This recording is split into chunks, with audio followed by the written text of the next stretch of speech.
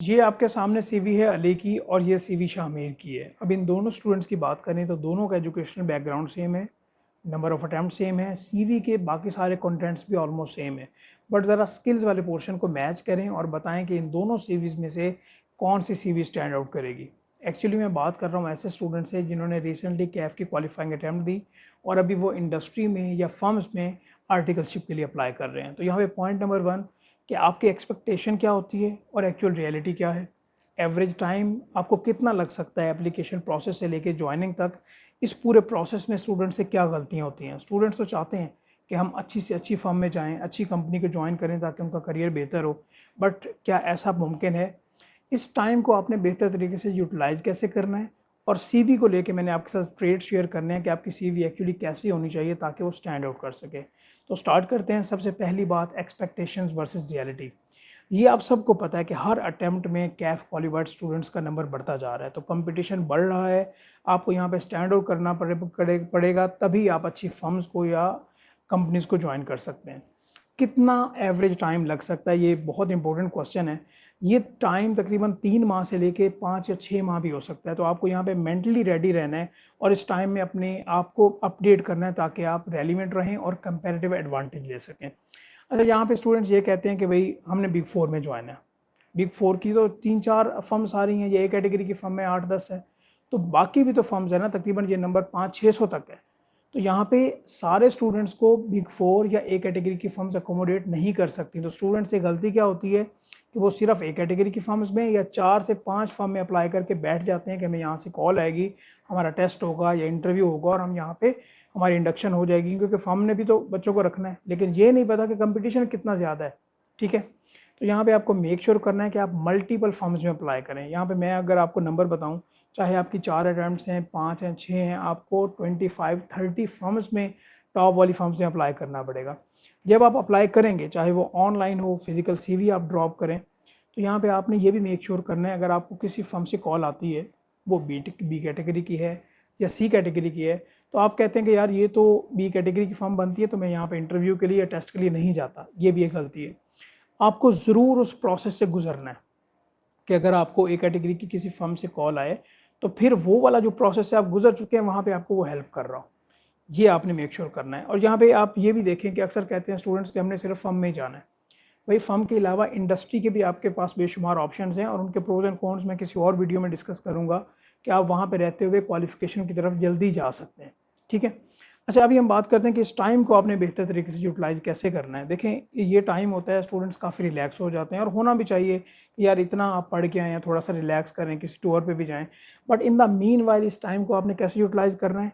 सबसे पहले अपनी कम्युनिकेशन प्रेजेंटेशन स्किल्स पे काम करें। ये आपको बहुत ज़्यादा हेल्प करेंगे जब आप इंटरव्यू प्रोसेस में गुजरेंगे।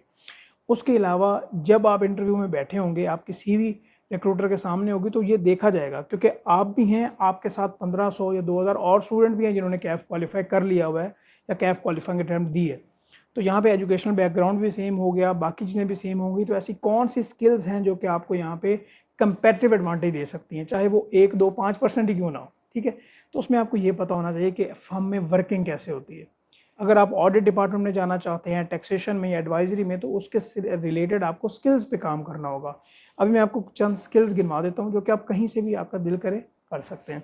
सबसे पहले आपने एक्सेल पे वर्किंग की होगी, बट फर्म में रहते हुए आपने एनालिसिस कैसे करना है, अपने टाइम को किस तरह से बेहतर करना है। दूसरे नंबर पे आपने अकाउंट्स किस तरह प्रिपेयर करने हैं, इंडिविजुअल के, पार्टनरशिप के, कंपनीज के। स्क्रैच से आपको अकाउंट्स बनाना है जिसमें बुक्स को क्लोज करना, टैक्सेशन की वर्किंग प्रैक्टिकली, डिफरेंट स्केजुअल्स होते हैं, लोन का स्केजुअल है, प्रॉपर्टी प्लान एंड इक्विपमेंट है, डेप्रिसिएशन स्केजुअल है। तो ये सारे आपको ये वर्किंग सीखना पड़ेगी। और साथ में आपको ऑडिट ऑफ फाइनेंशियल स्टेटमेंट की, इन फाइनेंशियल स्टेटमेंट्स का ऑडिट कैसे करना है। और अगर इससे भी एडवांस स्टेप पे जाना चाहते हैं तो आपको ये बताओ कि जो पावर BI एक बेहतरीन बिजनेस इंटेलिजेंस टूल है, तो इसमें रहते हुए आपने फाइनेंशियल रिपोर्टिंग कैसे करनी है। इसी तरह अगर आपने टैक्सेशन में जाना है तो आपको ये तो पता हो कि इंडिविजुअल, पार्टनरशिप या कंपनी की, ठीक है फर्म में भी आप सीखेंगे, बट ये सोचें कि अगर आप वहाँ जाने से पहले अगर आप इन स्किल्स पे काम कर लें कि आपको पता हो कि रिटर्न की वर्किंग कैसे करनी है, रिटर्न फाइल कैसे करनी है, तो वो जो डायरेक्टर मैनेजर होगा वो आपको वहाँ पे ज़रूर प्रेफर करेगा जब आपसे इंटरव्यू में क्वेश्चन होगा और वो स्किल आपकी सीवी में मेंशन होगी। ठीक है, तो आपको टैक्सेशन के रिलेटेड काम आना चाहिए। इसी तरह से ये जो स्किल्स मैंने आपको गिनवाई हैं ये आपको ऑनलाइन प्लेटफॉर्म से मिल जाएंगी। हम भी ये कब से ऑफ़र कर रहे हैं, काफ़ी स्टूडेंट्स हमसे ले चुके हैं और इतनी मिनिमम फ़ी कि आप ऑन एवरेज कोर्स की अगर फ़ी की बात करें तो ये 2000 से 3000 की रेंज में फॉल करती है, बहुत ज़्यादा कम। और लोग तो बहुत ज़्यादा चार्ज कर रहे होते हैं। वैसे अगर आप कहीं से भी करना चाहें तो ज़रूर करें, ये स्किल्स आपको ज़रूर कंपेरेटिव एडवांटेज देंगी। इस पीरियड को आपने बहुत अच्छे तरीके से यूटिलाइज़ करना है। अब इस सीवी की बात करते हैं। सीवी स्टूडेंट्स बनाते हैं, वर्ड पे भी आप बना सकते हैं और ऑनलाइन आपको फ्री जो है वो टूल्स भी मिल जाते हैं। जिस तरह से कैनवा एक है, वहाँ पे आप अपनी सीवी ज़रूर बना सकते हैं। बट सीवी में ये ज़रा गौर कीजिएगा कि आपकी सीवी है एज एन आर्टिकलशिप वाले स्टूडेंट की, आपकी सीवी किसी ग्राफिक डिज़ाइनर या वीडियो एडिटर की सीवी नहीं है। तो बड़ी सिंपल आपकी सीवी होनी चाहिए। उसमें पिक्चर, लोग अक्सर पिक्चर अटैच कर देते हैं, कहते हैं जी प्रेफरेंस मिलेगी जी नहीं। आप कोशिश करें पिक्चर को रिमूव करें और बड़ी ही सिंपल जो है वो आपकी सीवी लगनी चाहिए। अगर पिक्चर लगानी भी है तो वो आप बड़ी प्रोफेशनल पिक्चर लगाएं। पहले तो मैं अपने तौर पे अपने एज एन एक्सपीरियंस की बेस पे कहता हूँ कि पिक्चर सीवी पे आपकी पिक्चर नहीं होनी चाहिए। और सीवी एक्चुअली होती क्या है कि एक फर्म की अगर हम बात करें तो वहाँ पे ऑन एवरेज 400 से 500 सीवीज़ आ रही हैं। तो आप अंदाज़ा लगाएं कि कितने सेकंड्स होंगे रिक्रूटर के बाद कि वो सीवी देखे और कहे कि हाँ जी मुझे इसे टेस्ट के लिए कॉल करना है या मुझे इसे इंटरव्यू के लिए कॉल करना है। तो यहाँ पे बड़े अच्छे तरीके से आपने अपनी सीवी को डिज़ाइन करना है, इस टाइम को यूटिलाइज़ करना है ताकि आप अच्छी फर्म में जाएँ। और ये जो मैंने आपको स्किल्स बताई हैं, ना सिर्फ आपको ये कंपेरेटिव एडवांटेज देगी इंटरव्यू प्रोसेस में, सिलेक्शन में, बल्कि जब आप फर्म में जाएंगे तो वहाँ पे देखिएगा कि अगर आपको इन स्किल्स पे काम आता हो तो फिर आपको कैसे क्लाइंट्स मिलते हैं, वहाँ पे आपकी किस तरह से जो है ना वो ग्रूमिंग होती है।